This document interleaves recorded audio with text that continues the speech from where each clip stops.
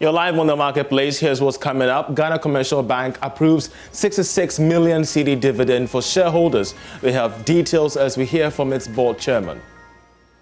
This would be payable on Friday, 18th June 2021 to all shareholders registered in the books of the company as at the close of business on Friday, 28th May 2021. Government assures National Development Bank will be insulated from political and external interference for it to stay on its core mandate. How is the repayment going to be worked out? Oh, George, I can tell you the development bank is being modeled to be financially sustainable. Plus, the Ministry of Finance justifies the high expenditure on Agenda 17 of Sustainable Development Goals as compared to the rest. We have details on these and more coming up shortly.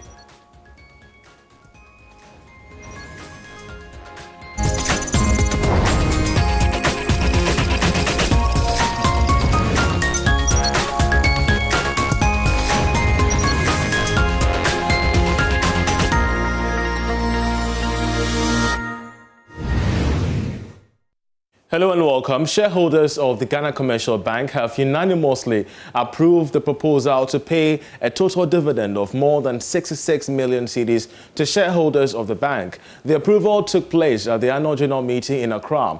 This follows the move by the bank to reward its shareholders after ending the year 2020 with a significant increase in profits. Here's the board chairman of the bank, Jude Arthur, announcing the move.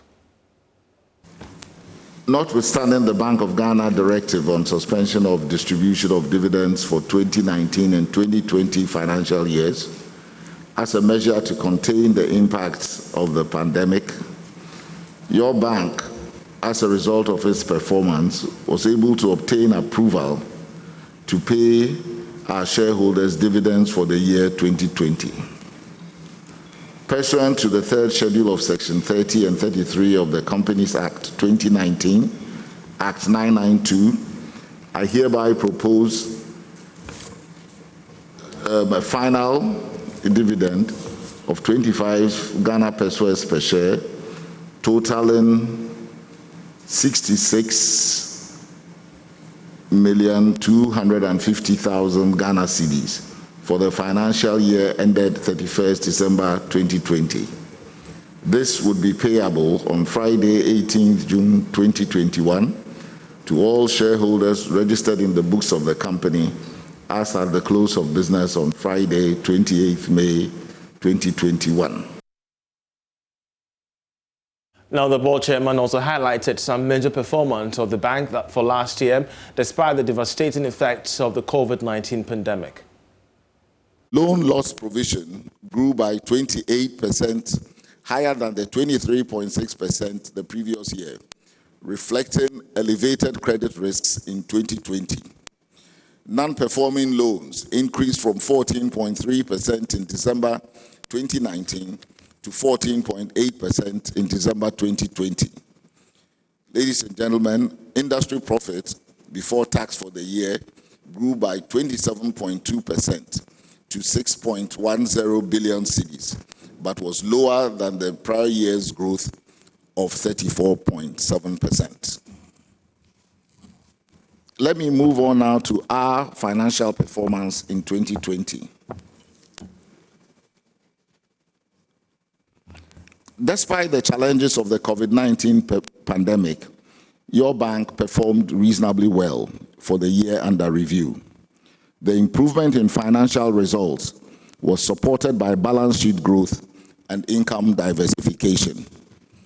We recorded growth in profit before tax of 610.83 million cedis from 573.67 million cedis in 2019, representing a 6.5% increase, which was mainly attributable to revenue growth. Net interest income was up 29.1% from 1.168 billion to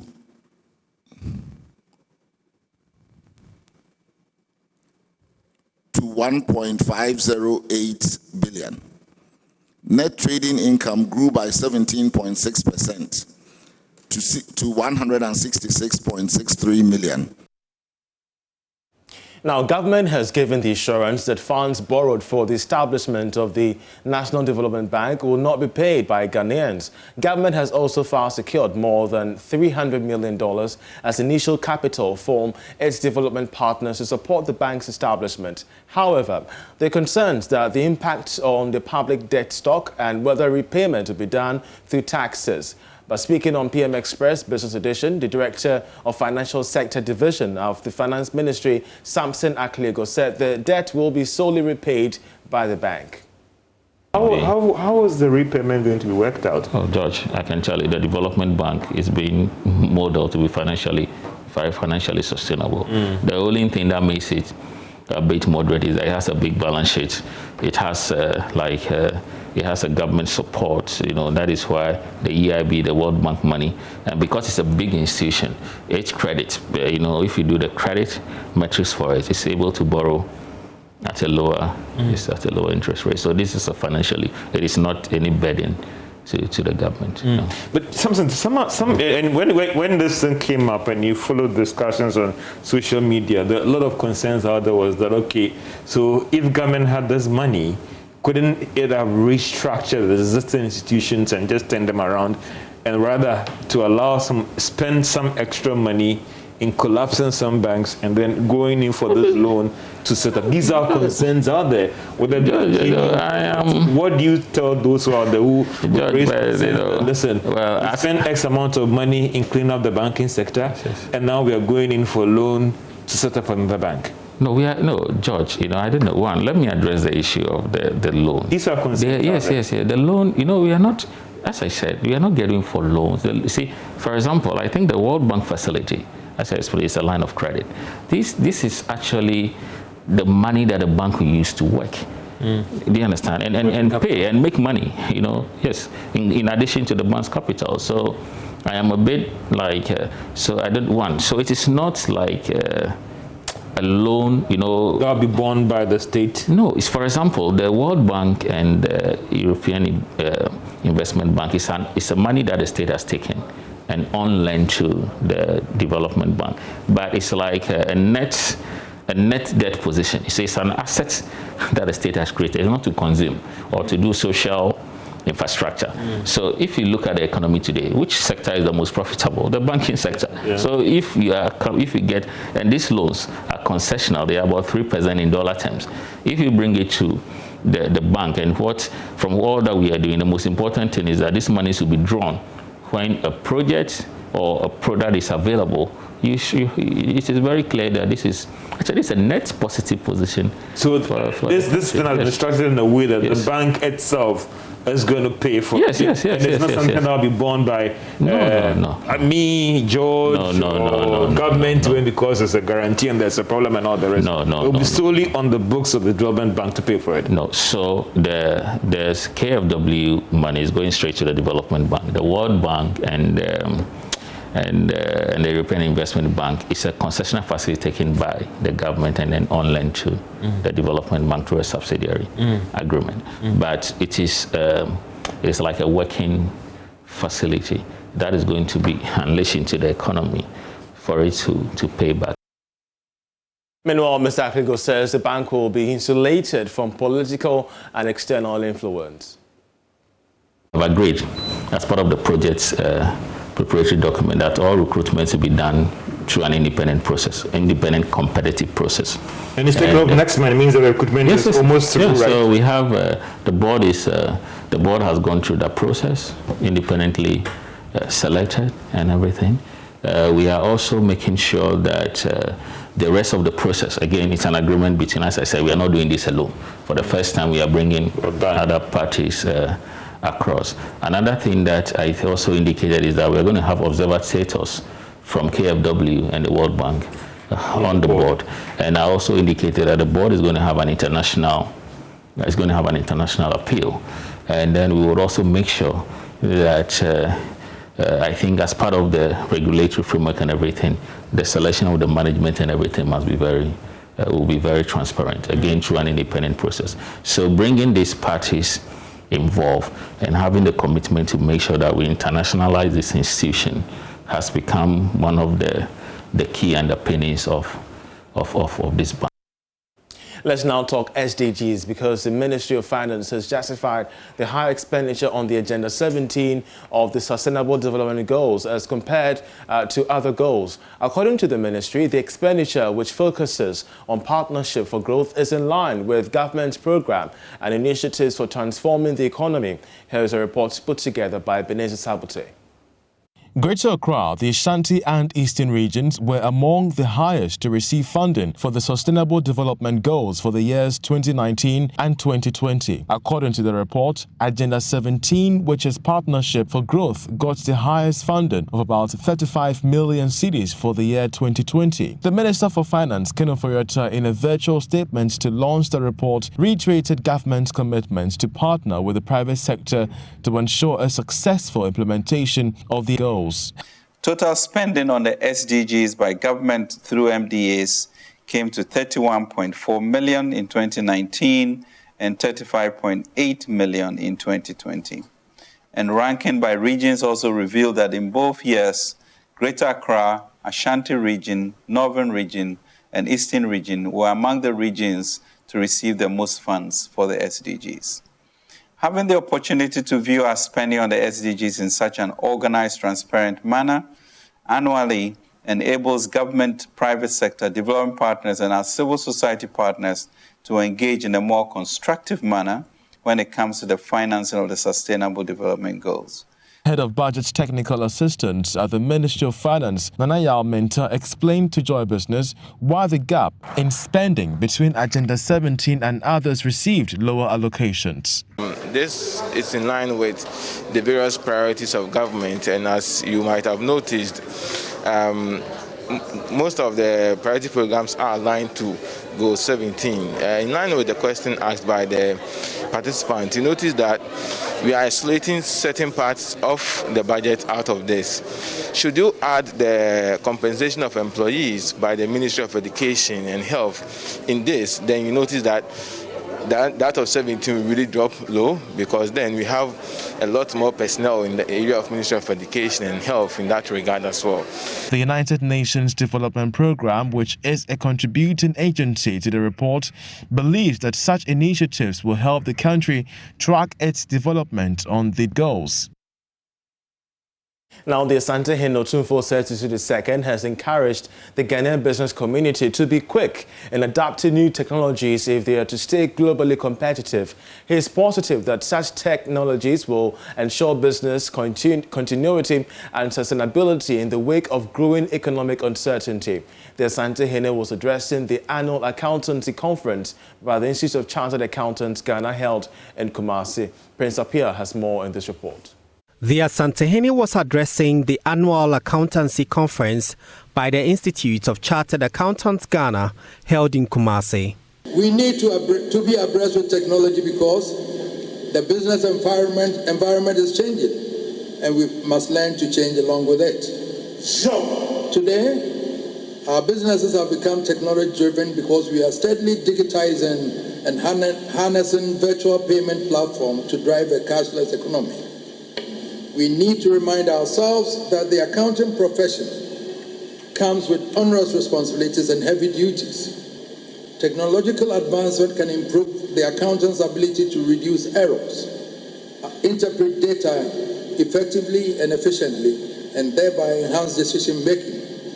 The challenge is how you, as professionals, not only stay up to date with most recent advances in technology, but also adapt the technology where necessary to suit our local conditions and environment in order for our businesses to stay healthy, productive, and competitive in our globalized world. He encouraged the business community to be quick in adopting new technologies if they are to stay globally competitive. The Otunfo also encouraged accountants to increase collaboration with other professionals to maximize opportunities for Ghanaian businesses under the African Continental Free Trade Area. The fragile state of the Ghanaian economy may seem to expose us to greater risks. On the other hand, one has to wonder whether the economy can withstand any cutback on spending. especially during this period. Not only do the people of Ghana have to understand and indeed appreciate the policy options we make, we need the international community also to be reassured that the policies have the broad support and informed opinion in the land. And that is on you, the Institute. Ghana has been fortunate to be the host country for the new African Continental Free Trade Area. It is an opportunity of a lifetime, and I hope our businessmen and women, and upon advice of the chartered accountants, to step up the plate to reap the benefits of this massive global market. More than 1,000 accountants converged at the CCC auditorium in Kumasi for 3 days to discuss issues affecting the association. Professor Williams Atuilik is president of the Institute of Chartered Accountants Ghana. We accept wholeheartedly the challenge that you have thrown to the profession to become a voice on national issues. We take that challenge and we will do the best that we can to bring our expertise on national issues. We also take the challenge to collaborate with other professions so we can come up with ways that we can take the country forward post-COVID. Prince Apia reporting. You're still watching The Marketplace. We're taking a short break. We'll be right back. Just stay.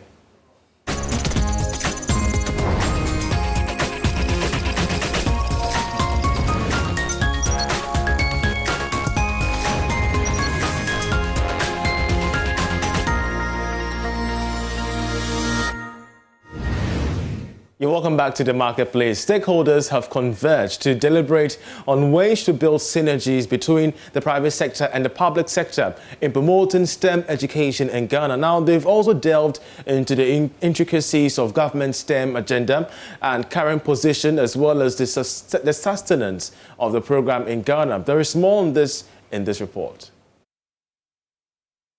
The program, under the theme Understanding Ghana's STEM and Entrepreneurship Agenda and its impact on education in the 21st century, provided opportunity to understand government's plan for STEM education and how the private sector and other stakeholders can support government's effort at driving the STEM agenda. Most developed countries have grown rapidly due to their STEM strategy hinged to industrialization. Francis Ahini Afo is the Senior Vice President of Dream Oval Foundation. GSTEP is going to be a 3-year program, running this in collaboration with other partners who are experienced in their own field to ensure the successful implementation of this project. This is why government being the public sector of this program is also part of this to support this initiative. Our aim is to drive this to the hilt and get every child, or 20,000 children targeted for this program, to go through our program and ensure that they are monitored to the highest level.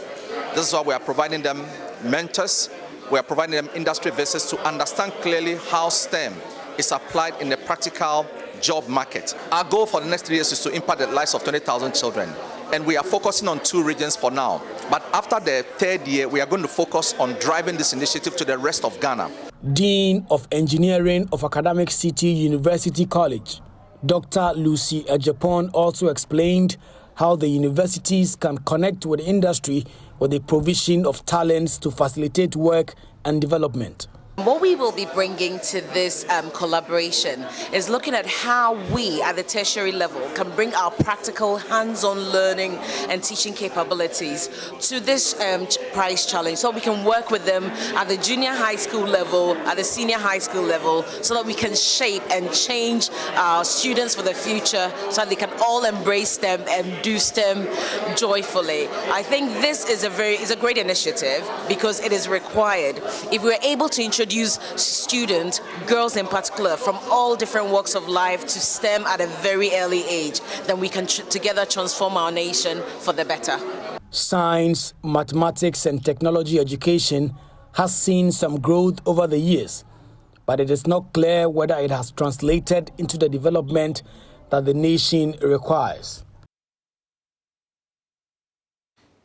Now, the Securities and Exchange Commission, together with the Bank of Ghana, has made known plans to engage Ghana's online forex trading and cryptocurrency community to solicit inputs to making this niche community regulated and attractive. Now, players in the sector have welcomed this attempt by SEC, but they are also raising some urgent actions, stating that this must be taken in order to deal with the illicit financial inflows and fraud in the value chain of online forex trading and cryptocurrencies.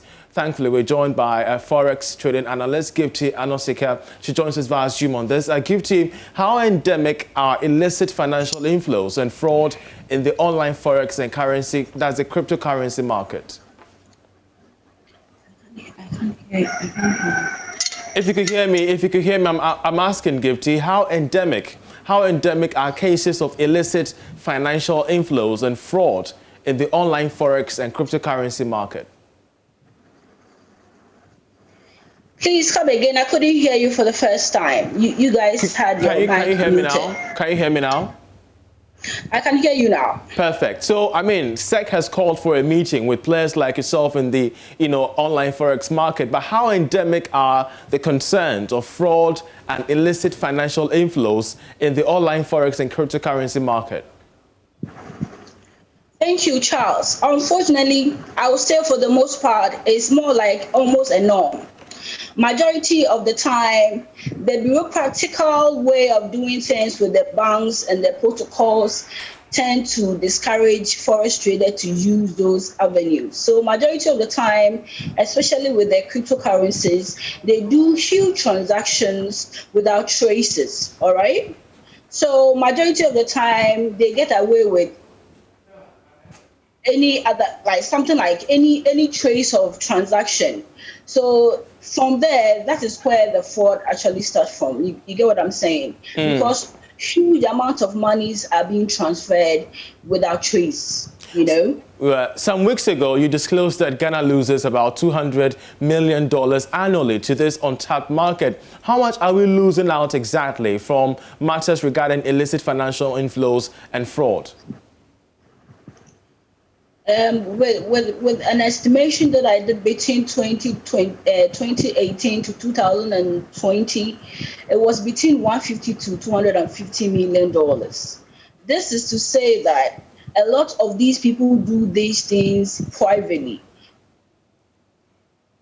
And then there are no traces or whatsoever. And then the scams goes on and on and on without trace. A lot of people invest in these avenues, have their monies lost, and they are not able to voice out because they think forex is illegal in the first place. You know what I'm saying? So there's a lot of unscrupulous behavior going on the forex market. $150 to $200 million, that's quite significant.